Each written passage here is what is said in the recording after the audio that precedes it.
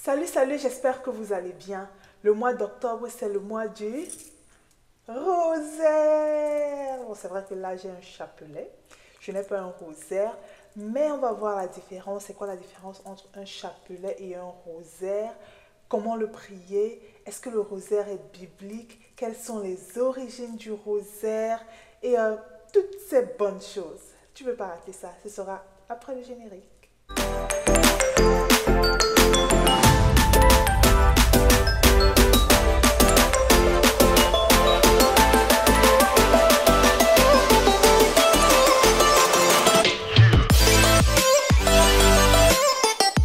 Bienvenue dans cette vidéo, moi c'est Cathy Bomi. Si c'est la toute première fois que tu vois ma tête, bienvenue. Ici nous parlons de Jésus-Christ, de Maman Marie, des anges, des saints, de l'Église catholique. Si ce sont des sujets qui t'intéressent, alors abonne-toi, active la cloche de notification pour ne rater aucune de nos vidéos. Pour toi qui es un habitué de la chaîne, grand merci d'être parmi nous. Ta présence ici est vraiment appréciée. Aujourd'hui, nous parlerons de ceci. Ce que j'ai en main là, c'est un chapelet, right? Nous allons parler du rosaire. Le rosaire, en réalité, c'est l'ensemble. Nous avons 4 grands mystères. Nous avons le mystère joyeux. Un mystère joyeux fait l'ensemble du chapelet, d'un chapelet. Ensuite, nous avons le mystère lumineux, le mystère douloureux et le mystère glorieux. Donc, l'ensemble des 4, c'est ça qui constitue le rosaire. Donc aujourd'hui, nous parlerons des origines du rosaire. Comment ça a commencé? Est-ce que le rosaire est biblique? Pourquoi prier le rosaire? Bon, on va répondre à toutes ces différentes questions. Voilà. Donc commençons avec l'origine. Est-ce que d'où sort en fait le rosaire? Le rosaire, c'était, vous savez, à l'époque, pour être moine, pour être entré au couvent ou devenir moine, on n'avait pas nécessairement besoin de faire des grandes études comme aujourd'hui. Aujourd'hui, pour devenir moine ou prêtre ou religieux, les prêtres se retrouvent parfois en train de faire des études de 7 à 10 ans et même plus. Donc, il y a de grandes études qui sont faites pour pouvoir apprendre la théologie, toutes ces bonnes choses-là. Mais à l'époque, pour devenir moine, on n'avait pas nécessairement besoin d'être lettré. Donc du coup, tu pouvais te lever comme ça, tu as un appel et tu deviens moine sans nécessairement faire des études. Donc on se retrouvait dans l'église, se retrouvait avec des moines qui sont illettrés. Donc il y avait des moines lettrés et des moines illettrés. Donc pendant que les moines lettrés étaient en train de réciter les 150 psaumes, parce que dans la Bible il y a 150 psaumes. Donc les moines récitaient ces psaumes-là en latin. Pendant qu'ils sont en train de réciter, ceux qui sont illettrés ne savent pas lire. Qu'est-ce qu'il fallait faire? C'est là où l'Église avait décidé que les moines qui sont illettrés peuvent réciter le Notre Père. Le Notre Père, c'est en réalité cette prière-là que le Seigneur Jésus-Christ lui-même nous a appris. Right? Donc, les moines illettrés récitaient le Notre Père. Et donc, au fil des années, c'est comme ça que le Notre Père a été transféré au Ave Maria. Donc, le Ave Maria a d'abord commencé avec la salutation de la Vierge Marie. Vous savez, la toute première partie du Ave Maria, je vous salue Marie, pleine de grâce, le Seigneur est avec vous. C'est en réalité les paroles de l'ange Gabriel à la Vierge Marie. Et ensuite, quelques siècles plus tard, l'Église a ajouté la salutation d'Élisabeth au Ave Maria.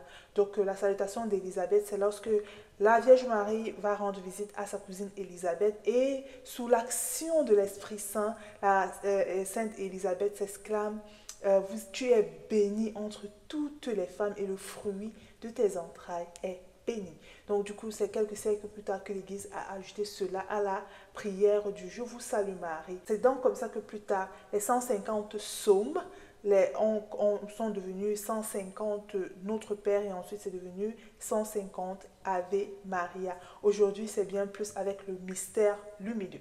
Ok? Voilà. Et c'est en 1571 que le pape Pie V avait institué la fête du 7 octobre comme étant la fête de Notre-Dame du Rosaire en action de grâce à la Vierge Marie Pourquoi? Parce que c'est vraiment grâce à la prière du rosaire que euh, les, les, les chrétiens avaient eu la victoire sur les Turcs, sur l'Empire turc.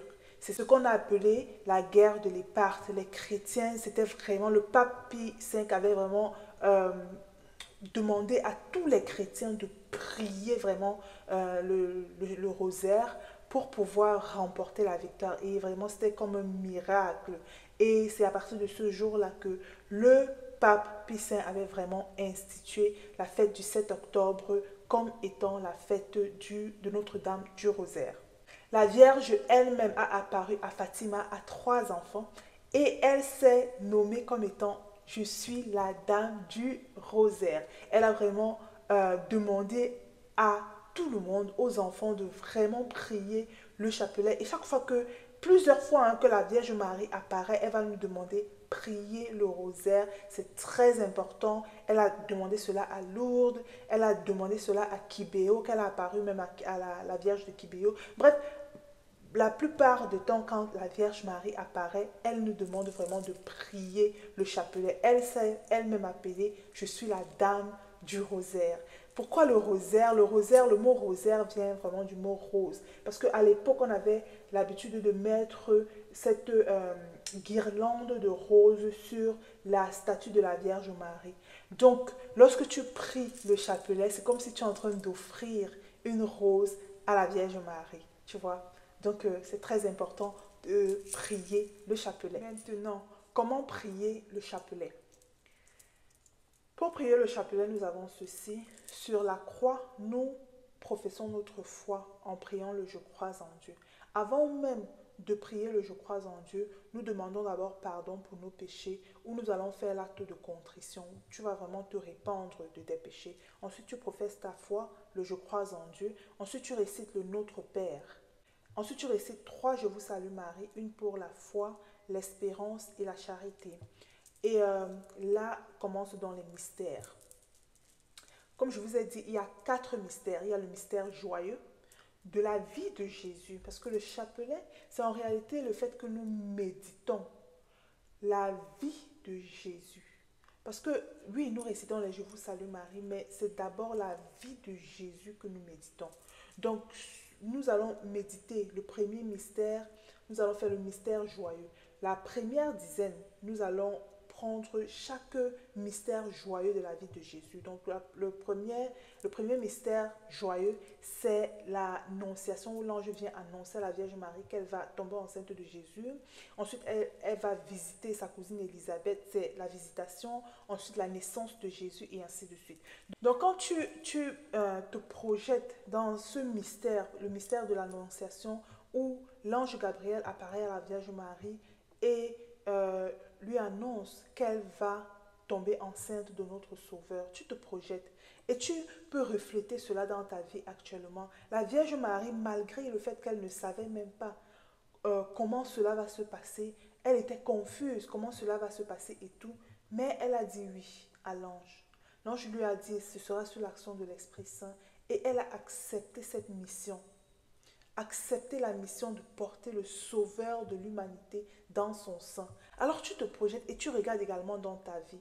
Dans ta vie actuelle, toi également, tu as parfois des moments d'incertitude où le Seigneur te demande de faire quelque chose, par exemple, et tu ne sais pas trop, tu es incertain, et tu peux donc demander cette grâce-là au Seigneur, la grâce de pouvoir accepter ce qu'il te demande de faire, ou bien, bref, ça c'est un exemple que je te dis. Donc tu peux te projeter comme ça là dans chaque mystère de la vie de Jésus et apprendre quelque chose, demander cette grâce là au Seigneur par rapport à ces différents mystères. Exactement aussi la visitation. La Vierge Marie va rendre visite. C'est cette hospitalité là. Tu peux demander par exemple cette grâce au Seigneur, la naissance de Jésus qui est notre troisième mystère. Tu peux demander peut-être la grâce, je ne sais pas, de l'enfantement. Tu peux demander la grâce de l'humilité parce que le Seigneur, lui qui est Dieu, est venu comme un tout petit enfant. C'est être homme. Tu peux demander plusieurs grâces. Et quand tu demandes cette grâce dans chaque mystère, c'est là où tu récites dans le Je vous salue Marie. En ayant cette demande-là dans ta tête, en ayant cette méditation du mystère là dans ta tête. Donc, tu te projettes et tu regardes, tu contemples ce merveilleux mystère en récitant le Je vous salue Marie. En récitant le Je vous salue Marie. Là, tu vas réciter 10 Je vous salue Marie et tu vas finir avec le gloire au Père, au Fils et au Saint-Esprit. Et donc, tu vas faire ça comme ça pour les 4 grands mystères. Le mystère joyeux, le mystère lumineux, le mystère douloureux et le mystère glorieux. Ok? Maintenant, nous avons également les jours. C'est beau hein, si tu peux réciter le rosaire tout entier, mais c'est pas aussi aisé, ok? Maintenant, nous avons les différents jours de la semaine. Le lundi, c'est dédié au mystère joyeux avec le samedi. Le mardi et le vendredi, c'est le mystère douloureux. Le mercredi et le dimanche, c'est le mystère glorieux. Et le jeudi, c'est le mystère lumineux. Donc, tu peux décider de réciter également le chapelet par jour. Donc, le lundi, quand tu te lèves, tu peux réciter le mystère joyeux, le mardi, le mystère douloureux, et ainsi de suite. Maintenant, si tu peux réciter le rosaire chaque jour, c'est même encore mieux, ok? Maintenant, quels sont les petits secrets? C'est vrai que moi-même, je ne suis pas encore arrivée au rosaire, mais je suis à 2 chapelets chaque jour. Moi, par exemple, ma routine, c'est que quand je me lève le matin, en allant au boulot, je suis en train de conduire, je récite mon chapelet. Et quand je reviens le soir, je récite le chapelet. Il y a des groupes de prière. Moi, je récite le chapelet avec le groupe NDML. J'aime bien prier avec ces jeunes. Je trouve ça génial. Et tu peux comme ça prier. Parfois, ils prient en direct. Il y a les gens qui prient en direct. Pendant qu'ils sont en direct, moi, je suis au boulot. Mais quand je rentre, je mets le replay et je prie avec le groupe. Donc, il y a plusieurs manières de prier le chapelet pour arriver même au rosaire. Par exemple, tu peux être en train de faire le sport, tu récites ton chapelet. Tu peux être en train de travailler, de laver les assiettes, tu récites le chapelet. Tu peux... Bref, ce n'est pas que tu dois forcément être comme ça là, en train tu vois, tu peux être actif, en train de marcher et avoir le chapelet dans tes mains à réciter. Et ça sera plus facile au lieu d'attendre, peut-être rentrer le soir à la maison avant de réciter tout un rosaire. C'est vrai qu'à un moment donné, ce sera difficile. Donc tu peux découper ça comme ça là pendant toute la journée. Le matin, tu récites un chapelet, à midi un chapelet, dans l'après-midi un autre chapelet et le soir un autre chapelet. Donc c'est comme ça si tu veux réciter tout le rosaire. Maintenant, beaucoup de nos frères protestants et évangéliques ont un problème avec le chapelet à cause du verset de Matthieu 6, verset 7 à 8 qui dit: En priant, ne rabâchez pas tout comme des païens. Ils pensent en effet que par leur excès de parole, ils seront exercés. Ne leur ressemblez donc pas, car votre Père sait de quoi vous avez besoin avant que vous le lui demandiez. Beaucoup de chrétiens évangéliques et protestants trouvent que réciter le Je vous salue Marie, comme ça, beaucoup de Je vous salue Marie, c'est en fait rabâcher. Et voilà. Moi, ce que je répondrai à cela, c'est que quand le Seigneur dit ne rabâchez pas comme des païens, ils pensent en effet que par leur excès de parole, ils seront exaucés. Excès de parole veut dire quoi? Ça veut dire que tu demandes la même chose constamment, constamment, constamment, constamment, constamment, right? Donc, tu as l'impression que c'est en demandant trop, trop, trop, trop, trop, trop, trop que tu seras exaucé. Et pourtant, le chapelet, en réalité, c'est pas ça. Le chapelet, c'est les mystères de la vie de Jésus. Ça veut dire quoi? Tu contemples cette vie-là. En récitant le Je vous salue Marie, c'est juste une méditation. C'est juste pour avoir cette demande que tu as en tête là, tu récites le Je vous salue Marie. Pour avoir ce mystère là en tête, tu récites le Je vous salue Marie. Le Je vous salue Marie, ce n'est pas trop pour demander des trucs au Seigneur. Donc, c'est pas rabâcher en fait. Donc, rabâcher veut dire je veux dire quoi? Demander la même chose constamment. Alors que dans la prière du rosaire, on appelle ceci là une arme puissante d'intercession. Right? Pourquoi? Parce que c'est vraiment l'outil des intercesseurs, le chapelet. Pourquoi? Parce que dans le chapelet, ce n'est pas seulement pour toi que tu pries. Tu vois, tu peux prier pour le monde entier. Tu peux prier pour les pays qui sont en guerre. Tu peux prier dans chaque mystère. C'est vraiment une demande différente, c'est un mystère différent. Ce n'est pas la même chose en fait que tu demandes. Tu vois, quand tu prends le mystère douloureux par exemple, et que tu regardes par exemple le couronnement d'épines, tu te projettes dans cette scène où le Seigneur avait la couronne d'épines sur la tête en train de saigner. Quand tu te retrouves dans cette scène, tu te retrouves en train, par exemple, de demander pardon au Seigneur pour tes péchés. Pardon au Seigneur pour les péchés du monde entier. Parfois, tu es même en train de prier, de regarder cette scène comme ça là, et le Saint-Esprit te met à cœur. Prie pour des accidentés, par exemple. Tu te retrouves en train de prier pour les accidentés. Parfois, le Saint-Esprit te met à cœur. Prie pour les pays en guerre. Tu te retrouves en train de prier pour les pays en guerre. Tu te retrouves en train de prier. Bref, c'est plusieurs prières comme ça là, qui vont se défiler dans la tête avec le Saint-Esprit qui t'aide à prier. Tu vois. Et tu pries tout cela avec l'intercession de la Vierge Marie. Tu demandes au Seigneur Jésus, tu vois, de pouvoir t'aider, parfois même à porter ta croix. Quand tu regardes par exemple le portement de la croix, le Seigneur a porté la croix qui était extrêmement lourde.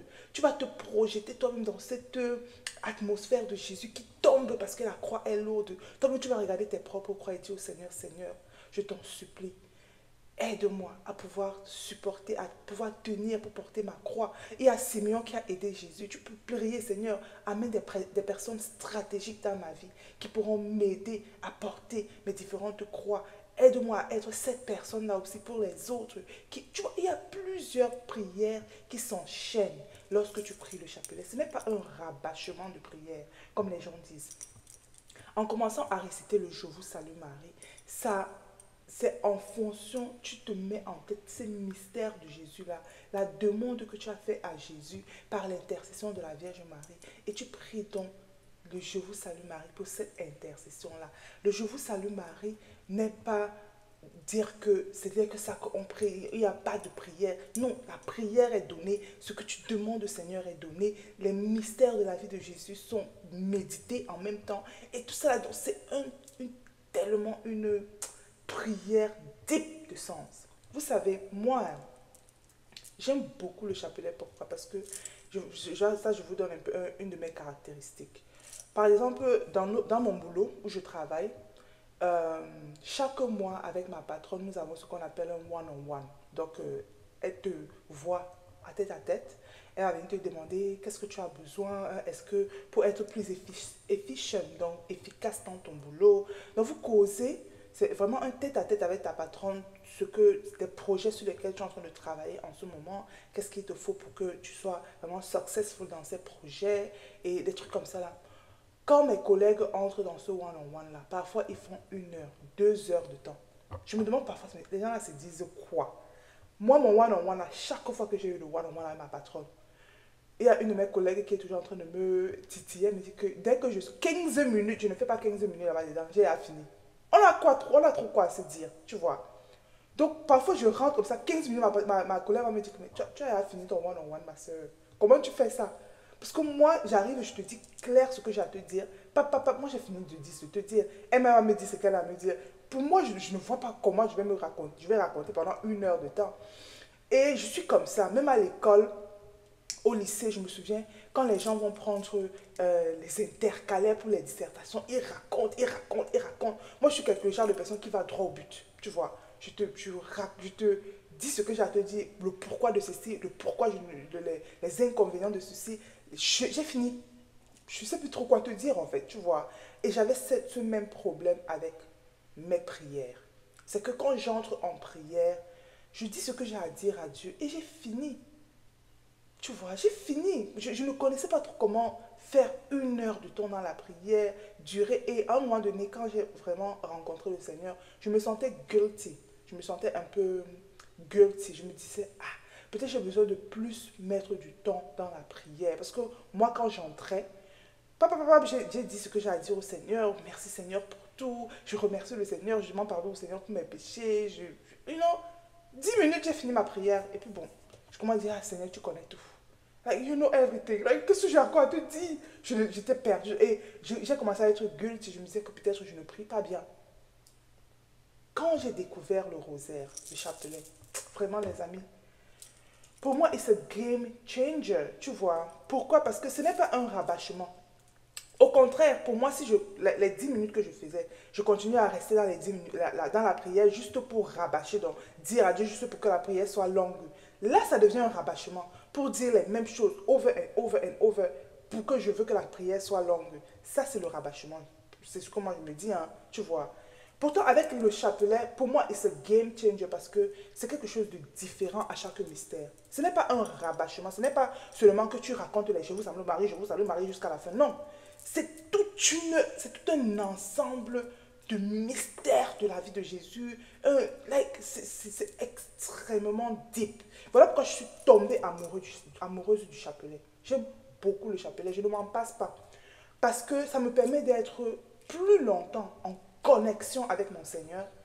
Et le jour où je fais mes 10 minutes de prière, je ne me sens plus guilty, tu vois, parce que je sais que j'aurai mon chapelet, où je vais vraiment méditer les mystères de la vie de mon Seigneur, où je vais vraiment prier et intercéder même pour le monde. Parce que parfois, je suis en train de prier le chapelet et une image, par exemple, je vais commencer peut-être à prier la naissance de Jésus. Une image de la femme enceinte vient et je commence à prier pour cette femme-là. Toutes ces femmes-là qui ont besoin des enfants, par exemple. Ou alors je me retrouve en train de prier pour les femmes qui sont en salle d'accouchement en ce moment. Ou alors je prie pour ces enfants orphelins. Ou je prie pour les enfants qui souffrent de famine dans le monde. Ou je prie. Ça me pousse à prier. Non pas seulement pour moi, mais pour le monde entier. Voilà pourquoi on appelle cette arme l'arme des intercesseurs. Ça te permet d'intercéder non seulement pour toi, et pour le monde. Ce n'est pas un rabâchement de prière comme les gens disent que non, on réussit ce matin, je vous salue Marie et c'est tout. C'est extrêmement deep de sens, le chapelet. Extrêmement. Donc, moi, c'est la différence que je vois. Et autre chose aussi, que le chapelet est extrêmement puissant, c'est parce que moi, encore un autre truc pour moi, je ne sais pas trop comment prier trop et crier en fait. Tu vois, ce combat spirituel. Parce que nous, en tant que chrétiens, on est appelés à combattre, à faire le combat spirituel, combattre contre Satan, tu vois. Et nos frères des églises de réveil, eux, ils sont forts dans ça. Ils combattent le genre que, oh, fire, you know, tu vois, le genre que les gars combattent vraiment Satan dans la prière, et ils crient, ils font. Vraiment, moi, c'est quelque chose que même quand j'étais pentecôtiste, c'était un peu difficile pour moi. Avec mon chapelet, vraiment, ça résout le problème aussi. Parce que le chapelet, c'est une arme extrêmement puissante pour combattre l'ennemi. Extrêmement. Et tu le fais en silence. Tu n'as même pas besoin de crier. Est-ce qu'on n'a pas tout, en fait? Du coup, moi, je me retrouve dans ma chambre en train de combattre. Quand tu te retrouves dans cette scène de la crucifixion du Christ, laisse tomber. L'ennemi fuit seul. Je dis que l'ennemi fuit seul. Parce que le chapelet, n'est-ce pas? Ça utilise ton imagination. Ça te met dans cette connexion deep avec le Seigneur Jésus-Christ. It's everything. Like, everything. Moi, je ne peux pas dire que c'est un rabâchement de prière. Nope. À moins qu'il y a des gens qui le font différemment, que eux, tout ce qu'ils font, c'est. Mais ce n'est pas un rabâchement de prière. Ce n'est pas un rabâchement de prière. Voilà. Maintenant, on va me demander, est-ce que le chapelet est biblique? Right? Voilà. Les amis, je vous ai dit toutes les prières que nous récitons dans le chapelet. Le je crois en Dieu, notre Père, c'est une prière apprise par Jésus-Christ lui-même. Je vous salue Marie, pleine de grâce, le Seigneur est avec vous. Ça, c'est l'ange qui a dit cela à Marie. Vous êtes bénie entre toutes les femmes et Jésus, le fruit de vos entrailles, est béni. C'est Sainte Élisabeth qui a dit cela à la Vierge Marie une fois de plus. Les différents mystères que nous méditons. L'annonciation à la Vierge Marie, là où l'ange vient annoncer à la Vierge Marie qu'elle sera enceinte. La visitation. Marie va visiter sa cousine Élisabeth. La naissance de Jésus, c'est dans la Bible. La présentation de Jésus au temple, c'est dans la Bible. Le recouvrement de Jésus au temple lorsque Jésus s'est perdu et il a été retrouvé par la Vierge Marie et Saint Joseph, c'est dans la Bible. Nous allons dans les mystères lumineux. Tous les mystères lumineux. Le baptême de Jésus, c'est dans la Bible. Le mariage à Canaan, c'est dans la Bible. La prédication du royaume des cieux, lorsque Jésus allait prêcher, c'est dans la Bible. Lorsque Jésus annonçait le royaume de son Père, c'est dans la Bible. La transfiguration, c'est dans la Bible. L'Eucharistie, c'est dans la Bible. Nous allons encore au mystère douloureux. L'agonie de Jésus à Gethsémani, c'est dans la Bible. La flagellation, lorsque le Jésus a été flagellé, c'est dans la Bible. Le couronnement d'épines, le troisième mystère douloureux, c'est dans la Bible. Le portement de la croix, lorsque Simeon aide Jésus à porter sa croix, c'est biblique. La crucifixion de notre Seigneur, c'est encore dans la Bible. Lorsque nous allons au mystère glorieux, nous allons avec la résurrection de notre Seigneur Jésus, c'est dans la Bible. L'ascension de notre Seigneur Jésus, c'est biblique. La Pentecôte, c'est biblique. Ensuite, nous avons l'Assomption de la Vierge Marie et le dernier mystère, le couronnement de la Vierge Marie. C'est biblique. C'est dans Apocalypse. Lorsque Jean nous parle dans Apocalypse 12, allez lire, la dame qui est vêtue de soleil, avec une couronne de 12 étoiles sur sa tête, ça montre clairement que la Vierge Marie est au ciel et elle est couronnée. C'est biblique. Donc, pourquoi je médite les mystères de la vie de Jésus? Pourquoi ça pose problème? Ça ne devrait pas poser problème. Parce que lorsque nous récitons le chapelet, nous allons encore plus proche de notre Seigneur Jésus-Christ avec l'intercession de notre maman. Nous sommes plus proches du Seigneur Jésus-Christ. Réciter les Je vous salue Marie. C'est dit Je vous salue Marie que nous récitons après chaque mystère. C'est juste pour nous plonger encore davantage dans le mystère de la vie de Jésus. Marie ne se met pas entre nous et Jésus. Au contraire, elle ne se met pas au travers de nous et Jésus. Elle ne bloque pas la voie pour que nous allons pas à Jésus. Non, au contraire, c'est elle qui facilite. On dit à Jésus par Marie. Elle facilite cette voie-là. Donc, tout ce que nous récitons dans ce chapelet est entièrement biblique. Tous les mystères que nous récitons dans le chapelet est entièrement biblique. Mes frères et sœurs, que vous soyez protestants, pentecôtistes, catholiques, quelle que soit votre dénomination, je vous encourage à réciter le chapelet. Essayez. Just try.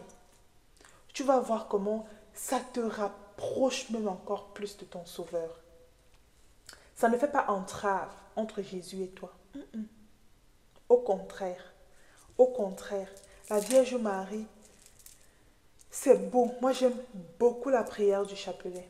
Beaucoup. C'est d'ailleurs ma prière préférée. Vous savez, avant, j'avais du mal peut-être à m'asseoir pendant des heures. Parce qu'avec le chapelet, tu peux te retrouver en train de rester connecté comme ça à Jésus pendant des heures où tu médites les mystères de sa vie. Et tu peux rester connecté comme ça quand Saint Paul dit prier sans cesse. Right? Toute la journée, tu peux te retrouver en train de prier sans cesse grâce au chapelet. Parce que tu vas méditer comme ça la vie de Jésus. Tu peux méditer le mystère joyeux le matin, le mystère lumineux à midi, le mystère douloureux dans l'après-midi, le mystère glorieux le soir. Tu restes sans cesse connecté comme ça là à Dieu. Et c'est beau. Il n'y a rien de mal en fait à réciter votre chapelet. Vraiment. Rien de mal. Au contraire, la Vierge Marie elle-même qui est la Dame du Rosaire nous encourage à le faire. Et c'est un puissante arme contre le diable. Puissante arme contre le diable, le chapelet. Puissante. Essayez. Essayez. Tout ce que j'avais pour vous aujourd'hui, donc essayez de prier votre chapelet. Vous allez voir que vous allez vraiment tomber amoureux. Vraiment. Tomber encore plus amoureux de Jésus en méditant sur ces mystères, les mystères de sa vie. Vous voyez, grâce à l'intercession de sa maman, il n'y a rien de plus beau les amis, rien de plus beau. Abonnez-vous à la page s'il vous plaît. Et pour ceux qui ne le savent pas, nous avons un groupe où nous prions le chapelet chaque samedi et nous avons un enseignement une fois par mois. Donc rejoignez le groupe et ensemble nous allons prier le chapelet. Ok? Même si vous ne connaissez pas comment le faire, prier en groupe, c'est encore plus top. Ok? Et si vous pouvez, moi je prie tout le temps avec le groupe NDML sur YouTube, chaque jour. Quand je rentre à la maison, je prie avec eux. Donc tu peux également t'abonner à cette chaîne. Ils sont géniaux, hein, je vous assure. Ce sont des jeunes qui qui prient le chapelet. Ils font beaucoup de bonnes choses en fait. Allez vous abonner à leur chaîne et prier le chapelet avec le groupe. C'est beau en fait. Tu peux prier seul. Moi, je prie seul quand je suis dans la voiture. Le matin, je prie seul. Le soir, je prie en groupe. Vous pouvez, voilà, comme ça, gérer votre journée et insérer au moins un chapelet. Vraiment, au moins un. Un. Même si c'est que vous ne pouvez pas faire tout le rosaire, insérez au moins un chapelet comme ça, là, chaque jour. Et vous allez voir de très grands changements dans votre vie. Voilà. Portez-vous bien et on se dit à la prochaine. Bye bye.